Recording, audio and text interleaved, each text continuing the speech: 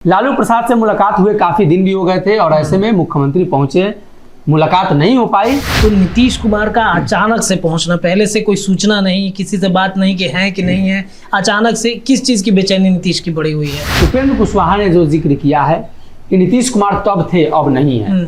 बिहार में 4 लाख नियोजित शिक्षकों को राज्यकर्मी का दर्जा दिए जाने को लेकर है और जिसको लेकर लगातार आंदोलन हो रहा है। नमस्कार, भारत लाइव देख रहे हैं आप और ये रातों रात है। रातों रात में हम बीते दिनों की जो दिन भर की घटनाक्रम हुई रहती है बिहार में या देश भर में, उस पर चर्चाएं करते हैं। और चर्चा में हम आपको बताते हैं कि आज दिन भर राजनीतिक गलियारे में संभवतः इसकी सुगबुगाहट और इसकी चर्चाएं चलेंगी। पहला मुद्दा जो है हमारे पास ये आया है कि नीतीश कुमार लालू यादव से मिलने कल राबड़ी आवास पर पहुंचे थे। काफ़ी चर्चाएं इसकी चली थी। हमारे साथ हमारे सहयोगी हैं, इस खबर पर विस्तृत रूप से चर्चा करेंगे। सनी, कल लालू प्रसाद यादव से मिलने नीतीश कुमार गए हुए थे, उनके आवास पर काफ़ी गहमा गहमी मची हुई थी। मुख्यमंत्री नीतीश कुमार अमूमन रविवार के दिन बाहर निकलते नहीं हैं, लेकिन पिछले कई बार से देखा गया है, कई महीने के जो 1-2 रविवार ऐसे रहे हैं जो काफ़ी व्यस्तम रविवार देखने को मिले। मुख्यमंत्री कभी सड़क निरीक्षण करने जाते हैं, कभी सचिवालय जाते हैं, तो कभी पुल का जो निर्माण हो रहा है पटना के अंदर, जो पुल पुलिया का, उसके निरीक्षण में चले जाते हैं, कहीं भवन निर्माण के निरीक्षण में जाते हैं। आज सीएम जनता दल यूनाइटेड के प्रदेश कार्यालय पहुंचे थे जहां पार्टी के कई नेता मौजूद थे। हालांकि राष्ट्रीय अध्यक्ष मौजूद नहीं थे। इसको लेकर चर्चा हुई कि आखिर ललन सिंह मौजूद क्यों नहीं रहे, ये दूसरी बार है। वहीं वहां से निकलते ही मुख्यमंत्री अचानक से लालू प्रसाद यादव के आवास पर पहुंच गए, राबड़ी देवी के आवास पर, लेकिन लालू प्रसाद की गैर मौजूदगी में। दरअसल लालू प्रसाद यादव राजगीर गए हुए हैं और नीतीश कुमार वहां पहुंचते हैं। 2 से 3 मिनट अंदर में बातचीत होती है, उसके बाद फिर निकल जाते हैं। दरअसल ये जो मुलाकात है महत्वपूर्ण इसलिए है कि देखिए, अचानक से मुख्यमंत्री ने कैबिनेट की बैठक बुलाई है। अमूमन मंगलवार के दिन कैबिनेट की बैठक होती है, लेकिन कल सोमवार है, माफ कीजिएगा आज सोमवार है और आज ही कैबिनेट की शाम में बैठक होने वाली है। इसके अलावे सीट शेयरिंग फॉर्मूले को लेकर लगातार विवाद हो रहा है जी। राजद कह रही है कि सब कुछ ठीक है और जदयू की तरफ से कहा जा रहा है कि सब कुछ ठीक नहीं है, इस पर विचार करना होगा, कांग्रेस को सोचना होगा। तो कहीं ना कहीं लालू प्रसाद से मुलाकात हुए काफी दिन भी हो गए थे और ऐसे में मुख्यमंत्री पहुंचे, मुलाकात नहीं हो पाई। उसके बाद ये चर्चा का विषय बना कि आखिर कौन सी ऐसी बातें हैं जिसको लेकर सीएम मुलाकात करने गए थे और मुलाकात नहीं हो पाई। तो क्या आने वाले दिनों में एक बार फिर से सोमवार के दिन, माफ कीजिएगा आज या मंगलवार के दिन यानी कल फिर से मुलाकात हो सकती है? अगर मुलाकात होगी तो कौन कौन से मुद्दे होंगे? तो इन्हीं तमाम चीज़ों को लेकर मुलाकात का जो दौर है लालू प्रसाद यादव से लगातार चलता रहा है और ऐसे में अब इंतजार करना होगा दोनों नेताओं के बीच मुलाकात के बाद क्या तस्वीरें निकलकर सामने आती है। लेकिन सीट शेयरिंग फॉर्मूले को लेकर ही जो विवाद है उसे शांत कराने की कोशिश। तो नीतीश कुमार का अचानक से पहुंचना, पहले से कोई सूचना नहीं, किसी से बात नहीं कि है कि नहीं है, अचानक से किस चीज की बेचैनी नीतीश की बढ़ी हुई है? देखिए, जदयू कार्यालय आने की सूचना पार्टी नेताओं की भी नहीं थी। अचानक से 10 मिनट पहले सूचना आई थी और उसी के आधार पर पार्टी के प्रदेश कार्यालय में कुछ कार्यक्रम का आयोजन किया गया था। नीतीश कुमार कार्यकर्ताओं से मिले, उन्होंने वहां भी संदेश दिया कि पार्टी को कैसे आगे बढ़ाना है, मजबूती से चुनाव को लेकर लड़ना है और भाजपा के दुष्प्रचार का जवाब देना है। भाजपा जो सरकार के बारे में दुष्प्रचार कर रही है उसका जवाब देना है मजबूती से, और जदयू अब इस काम में लग चुकी है। लेकिन लालू प्रसाद से मुलाकात को लेकर कोई शेड्यूल नहीं था जी, कोई बातचीत नहीं थी। अगर ऐसा होता तो लालू प्रसाद यादव के मौजूदगी में नीतीश मुलाकात करने जाते। लालू प्रसाद यादव गैर मौजूद रहे और नीतीश कुमार उनके आवास पर चले जाए तो कहीं ना कहीं कोई ना कोई बात है जिसको लेकर अभी तक स्पष्ट कुछ हो नहीं पाया है, लेकिन आने वाले दिनों में स्पष्ट होगा। चलिए आगे बढ़ते हैं। दूसरा जो चर्चा का केंद्र ये रहा कि जो उपेंद्र कुशवाहा थे उन्होंने एनडीए को कहीं ना कहीं इस बात का झटका दे दिया कि नीतीश कुमार ही पीएम उम्मीदवार हैं। ये पहले से वो कहते आ रहे हैं, जब जदयू में थे तब भी, एनडीए में आए हैं तब भी ये कहते आ रहे हैं। तो इससे अमित शाह और नरेंद्र मोदी को कहीं ना कहीं बड़ा झटका लगा होगा। इसकी चर्चाएं खूब चली हैं कल दिन भर। देखिए, उपेंद्र कुशवाहा ने जिस परिप्रेक्ष्य में जिक्र किया कि सबसे पहली बार उन्होंने ही इस चर्चा की शुरुआत की थी कि नीतीश कुमार प्रधानमंत्री उम्मीदवार के तौर पर सबसे सुयोग्य उम्मीदवार हैं। लेकिन उसके बाद समय बदला, उपेंद्र कुशवाहा का गठबंधन में बदला, तो उस हिसाब से अगर देखा जाए तो कहीं ना कहीं ये काफ़ी महत्वपूर्ण है।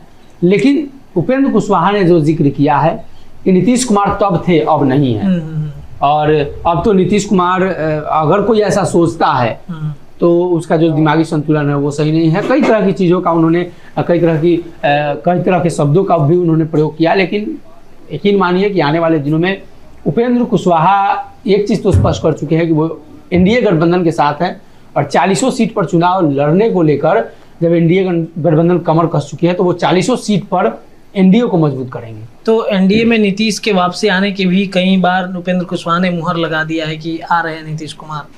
जी देखिए, जनता दल यूनाइटेड जब खुद इससे भाग रही है तो अब इसमें आगे बढ़ने की आवश्यकता नहीं है, इसलिए कि जदयू पहले भी स्पष्ट कर चुके हैं, मुख्यमंत्री खुद स्पष्ट कर चुके हैं कि ये सब बातें हैं, सामने वाला इस तरीके की बातें निकाला करता है। लेकिन कहीं ना कहीं जो चर्चा छिड़ी है उसमें तो जनता दल यूनाइटेड के अंदर जो ललन सिंह को लेकर चर्चा है, तो ललन सिंह ने जो वादा नीतीश कुमार से किया शायद वो वादा पूरा होता हुआ नजर नहीं आ रहा है। इंडिया गठबंधन से जो नीतीश कुमार की आकांक्षाएं थी वो पूरी होती हुई नजर नहीं आ रही है और कहीं ना कहीं इसी को लेकर नाराजगी है। चलिए आगे बढ़ते हैं। तीसरा जो पॉइंट था कि ललन सिंह जो थे कल बहुत ज़्यादा गर्म हुए थे अमित शाह पर, मोदी पर, जो महिला आरक्षण बिल है उसको बताया था कि ये इवेंट के रूप में ऑर्गेनाइज किया गया है, ये लोग क्यों क्रेडिट ले रहे हैं, इसकी चर्चा तो हमने पहले ही कर दी है। बिहार में 50% आरक्षण कई विभाग में महिलाओं को हमने दे दिया है, तो इतना शोर मचाने की जरूरत नहीं, इवेंट जैसा ऑर्गेनाइज नहीं कर सकते हैं। बिहार के परिप्रेक्ष्य में देखें तो बिहार में आरक्षण लागू करना और केंद्र में आरक्षण लागू करना दोनों काफी अंतर है जी। पूरे देश में 33% महिलाओं को आरक्षण मिला है। उसके अलावा बिहार में मुख्यमंत्री ने पहले ही ये काम किया है, लेकिन भाजपा कोई भी कार्यक्रम करती है, कोई भी छोटी से छोटी जो योजनाएं हैं उसको चलाती है, उसको लेकर भाजपा एक बड़ा इवेंट करती है, एक बड़ी तैयारी की जाती है। वंदे भारत के परिप्रेक्ष्य में देखें कि इसके पहले कई बार वंदे भारत चलाए गए, कई वंदे भारत चल रहे हैं देश के अंदर, पटना रांची पहले से ही चल रहे हैं, लेकिन पटना हावड़ा चलाया गया तो आज पटना जंक्शन पे जो है पूरी व्यवस्था की गई थी, फूल माला से स्वागत, उसके अलावे गेस्ट की बैठने को लेकर टीवी लगाए गए थे, वीडियो कॉन्फ्रेंसिंग के जरिए हो रहे थे, पूजा पाठ हो रहे थे, भाजपा के कई केंद्रीय मंत्री मौजूद थे।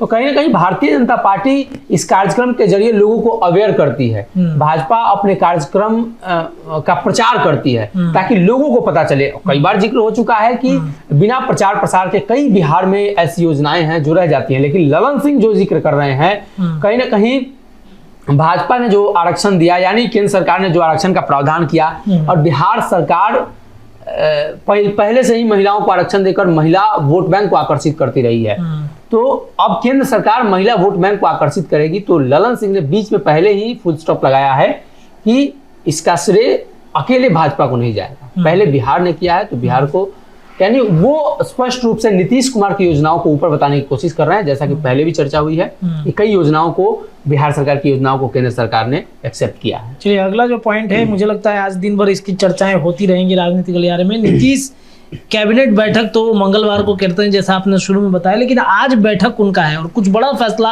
होने की तैयारी में चल रही है, तो क्या कुछ बड़ा फैसला होगा कैबिनेट के बैठक के? देखिए, सूत्रों के हवाले से जो खबर निकलकर सामने आ रही है कि सबसे महत्वपूर्ण फैसला वित्त विभाग के जो अधिकारी हैं, वित्त विभाग के जो मंत्री हैं, उनके समक्ष पहले से ही शायद प्रस्ताव रखा गया था। मुख्यमंत्री ने एक इंटरनल कमेटी बनाई थी, जो कमेटी देख रही थी कि आखिर नियोजित शिक्षकों को राज्यकर्मी का दर्जा दिया जाता है तो बिहार सरकार के कोष पर कितना भार पड़ेगा। अब शायद उसका जो है रिजल्ट आ चुका है और वित्त विभाग के साथ कल बैठक होगी। महत्वपूर्ण यह है कि वित्त विभाग तय करेगी आने वाले दिनों में शिक्षकों के वेतन को लेकर कितना बढ़ेगा, क्या होगा। वित्त विभाग से जब तक अप्रूवल नहीं होगा तब तक कैबिनेट में मंजूरी नहीं मिल सकती है जी। तो पहले मुख्यमंत्री वित्त विभाग कल, उसके अलावे सूचना जनसंपर्क विभाग इस कैबिनेट में मौजूद रहेंगे, मंत्री और उसके आला अधिकारी, उसके अलावे भवन निर्माण, यानी ये 3 महत्वपूर्ण विभाग हैं जिसको लेकर कल सभी की नजर बनी रहेगी और इन 3 विभागों से जो है फैसला निकलकर सामने आता है। लेकिन सबसे महत्वपूर्ण बिहार में 4 लाख नियोजित शिक्षकों को राज्यकर्मी का दर्जा दिए जाने को लेकर है और जिसको लेकर लगातार आंदोलन हो रहा है। तो राज्यकर्मी का दर्जा संभवतः ये माना जा रहा है कि जो कैबिनेट का बैठक होगा उसमें मिल सकता है जी। आज शाम को शिक्षकों के लिए खुशखबरी आ सकती है। चलिए, तो बिहार के राजनीतिक गलियारे में इन तमाम विषयों पर आज दिन भर चर्चाएं हो सकती हैं, अन्य भी तमाम जो चर्चाएं होंगी उस पर हमारी निगाहें बनी रहेंगी। फिलहाल रातों रात में इतना ही। भारत लाइव देखते रहिए, अपनी राय कमेंट में रखिए। बहुत बहुत धन्यवाद। धीरे धीरे से मेरी जिंदगी में आना, धीरे धीरे से दिल को चुराना। नमस्कार, मैं अनुराधा पौडवाल 26 नवंबर को पैनोरमा स्टार सीजन 6 के कार्यक्रम में पूर्णिया बिहार आ रही हूँ। मुझे पैनोरमा ग्रुप के निर्देशक संजीव मिश्रा जी ने बुलाया है, तो हम सब मिलते हैं पैनोरमा ई होम्स में शाम 7 बजे। नमस्कार। अगर ये वीडियो पसंद आई और वह बिहार के राजनीति और बिहारियत से सरोकार रखेनी तो सब्सक्राइब बटन दबा के चैनल के सब्सक्राइब कर ली। ओजे एगो घंटी बा, ओकरा बटन दबा देला से कुल सटीक और मारक खबर रुआ मुफ्त में मिल जाई। अगर रुआ पत्रकारिता के हमनी के नया प्रयोग में सहयोग कर चाहतानी तो ज्वाइन बटन दबा दी। पेटीएम नंबर नोट कर ली 9386816700। धन्यवाद।